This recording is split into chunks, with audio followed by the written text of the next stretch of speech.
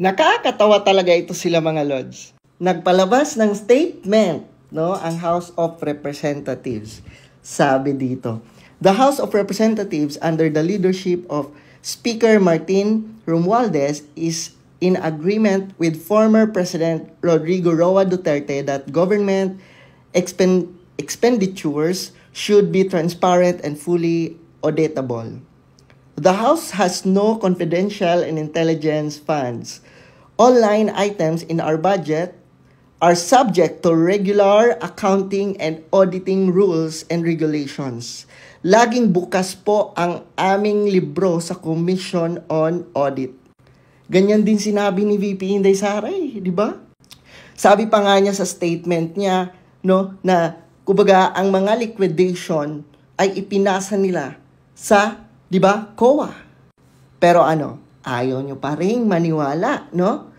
Kumbaga ayaw nyo pa rin tantanan si VP Inday Sara kahit, di ba, kahit nag-release na ng statement din si VP Inday Sara na lahat ng mga gastos nila, lahat ng paggagamitan diyan sa confidential funds, no, ay nililiquidate at pinapasa sa COA. As per latest COA report released only last October 2, the House of Representatives has no disallowance, no notice of suspension, and no notice of charge. Ganyan din sa Office of the Vice President, 'di ba? Wala namang notice, wala namang suspension. Wala ding notice of charge. Kasi tama nga ang paggamit, no, ni VP Inday Sara doon sa confidential funds. Ibig pong sabihin, pasado kami sa COA audit. 'Di ba? Pero tingnan nyo, yung mga reaction ng mga yung mga reaction ng mga oposisyon, yung mga reaction ng mga dilawan, at mga Pikachu. Wala, di ba? Tahimik lang sila. Pero nung si VP Inday Sara nag-explain ng kanyang side, pero nung si VP Inday Sara nag-release ng kanyang statement, ayaw nyong paniwalaan, ayaw nyong tantanan, di ba? Sinisira nyo pa rin ang sinisira. Pero pagdating dito, tahimik kayo, ay selective kayo, 'di ba? Kasi talagang ang pinupuntiryan nyo, 'di ba? Kumbaga, ang focus nyo na masira dito si VP Inday Sara.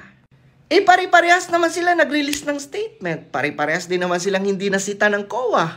Pero hindi nyo pinag-iinitan to. Hindi nga ito nag-trending di ba? Yung extraordinary expenses, grabe, hindi yun nag-trending. Hindi yun pinag-usapan, di ba? Pero yung confidential funds, no, ni VP Inday Sara na alam naman natin saan gagamitin, grabe, no? Grabe, pinagpipiestahan nyo talaga. Hanggang ngayon, talagang gigil na gigil kayo. Na na-found out natin na mas malala at mas malaki pa pala, di ba, ang extraordinary expenses, pero wala, tikom bibig, no? Kasi ang gusto niya lang ma-hype, ang gusto niya lang mag-trending, yung confidential funds, hindi naman po halata, slight lang.